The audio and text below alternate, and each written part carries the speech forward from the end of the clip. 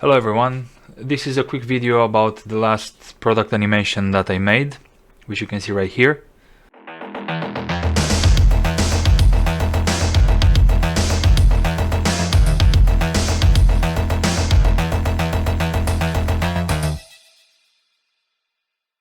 This is not necessarily a tutorial, it's more a quick video to show you a few tips and tricks that I use for animating in Blender, especially using geometry nodes. So, jumping right into it, here I have the scene that I used for animating this product, which is a Korg Monologue synthesizer, which I modeled a while back. The main things that I animated in this scene pertaining to the product itself are the keys and the knobs. I animated the keys first and foremost as a rotation around their base to maybe look like they are coming into the case of the product, like some kind of assembly animation. To animate the keys, I use this very simple geometry node setup, which uses a set position node that I used for rotating the position of the object. So the way it works is that you take the position of the object, plug it into a vector rotate like it is here, and then you can rotate the geometry within the object based on the axis of the object. I really like this method first and foremost because very often when you animate without maybe having a plan in mind, where you're just experimenting, you will have problems with axis.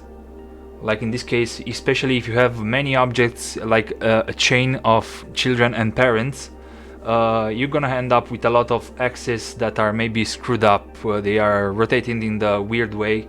And if you go animating objects that are parented using the rotation from here, you can very often have problems with it.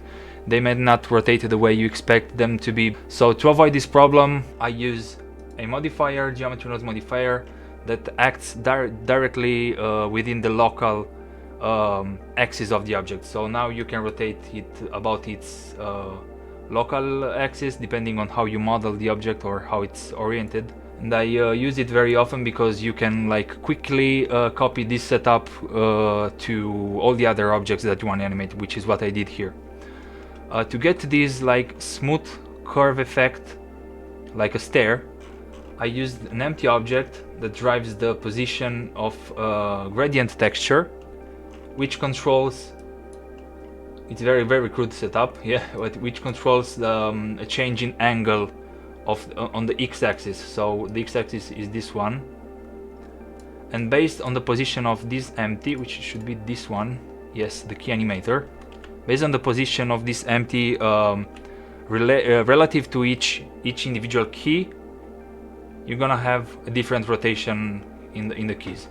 So it's not too complex, it's just a very quick way to get this sort of animation without going to animate each individual key separately and then having to worry about timings and whatnot. So with this way I just can quickly control the fall-offs and the way they animate together. In this case I used another geometry node setup to have a bit of offset between the black keys and these ones.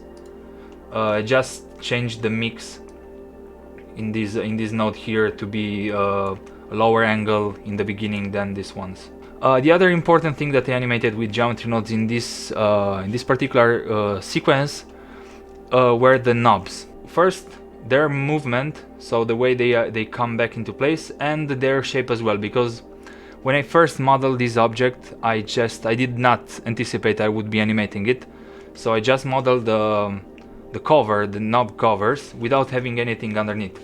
But since I had this idea to maybe have these knobs come assemble into the object, I thought that maybe I need to put some kind of rod, which is what underneath these covers in most of synthesizers. So I just quickly modeled this. I just saved it somewhere. I have this collection in all my scenes, which is called utils, where I put all the things that I don't want to see that maybe I use, for example, materials or hidden objects. I took this object and I placed it, I joined it with the geometry of the knob.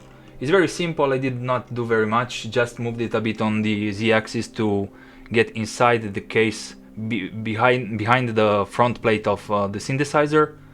And since I'm using the original coordinates of the knob object, this rod here, this driver, is going to be put exactly in the same place as the knob, because they have the same orientation as the way they have been modeled. They are Z up, both of them, so I can quickly switch between them.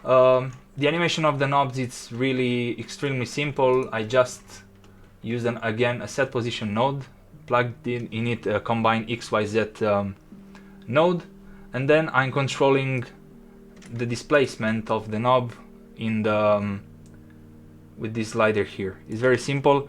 In this particular case here, I did not bother going through this sort of setup again, because I was really on a rush and wanted to do this very quickly.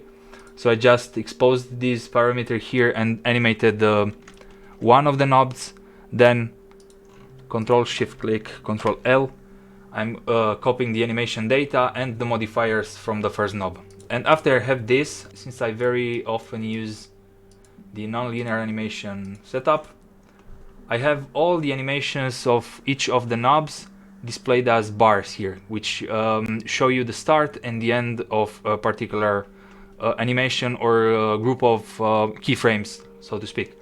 So I just manually randomize this ones. Some come first, some come later, so I can have this effect here where not all the knobs come in at the same time.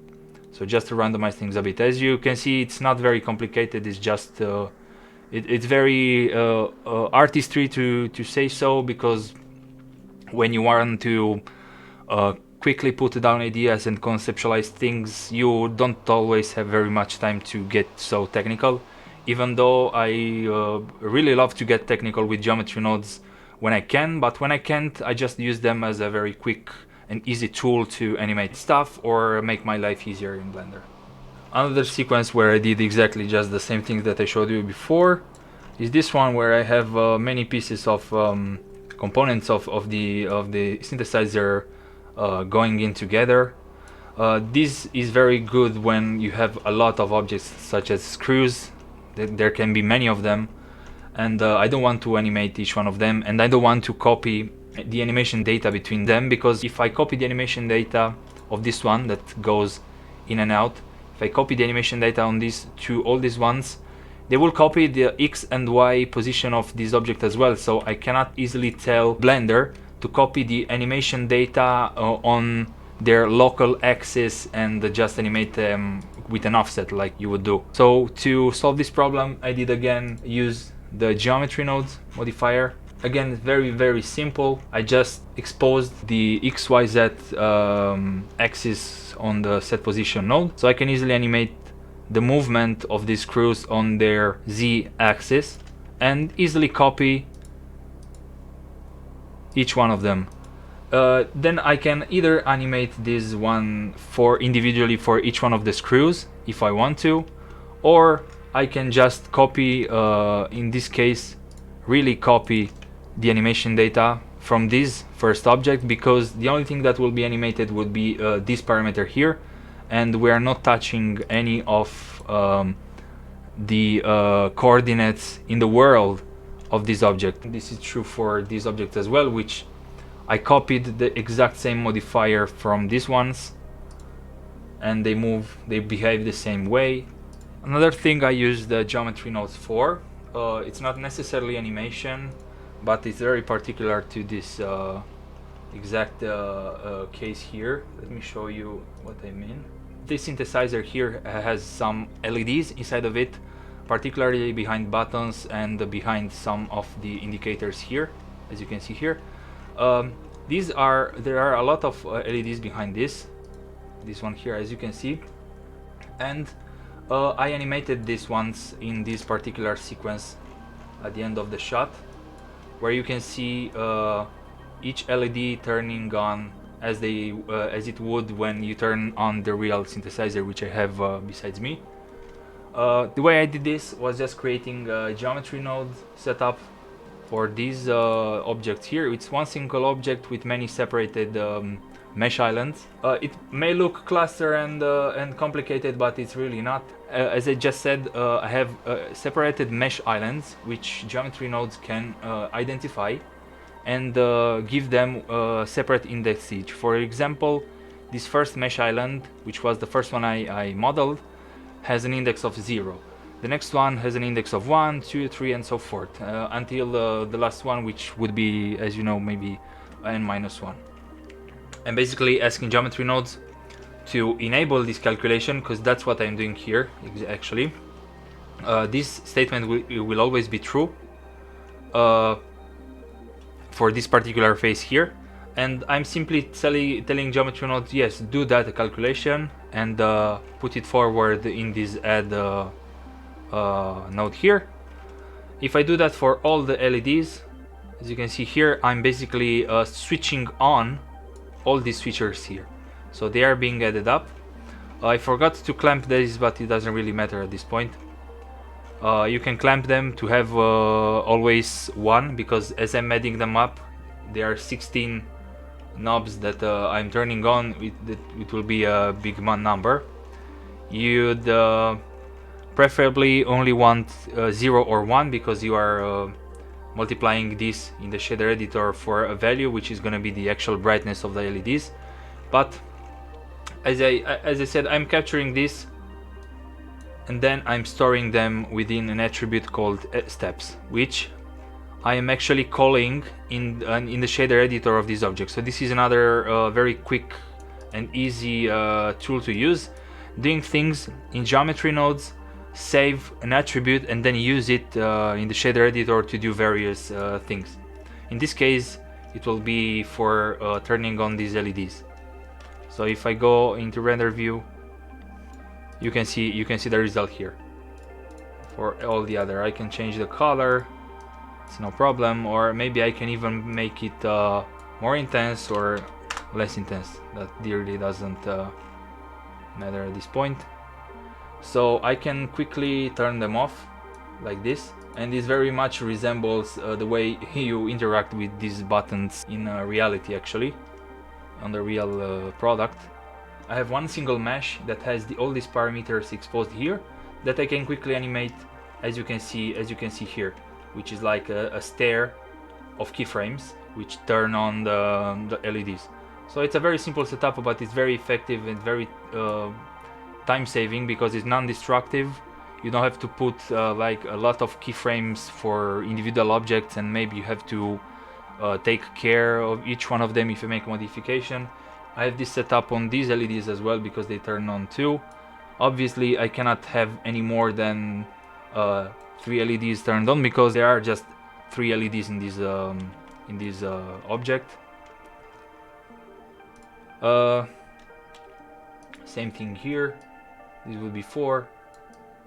So yeah, I hope I did not bore you to death with this lengthy explanation for such a simple, seemingly simple thing, but I think that it can really help you saving time and headaches when you animate, especially if your animations get very complex.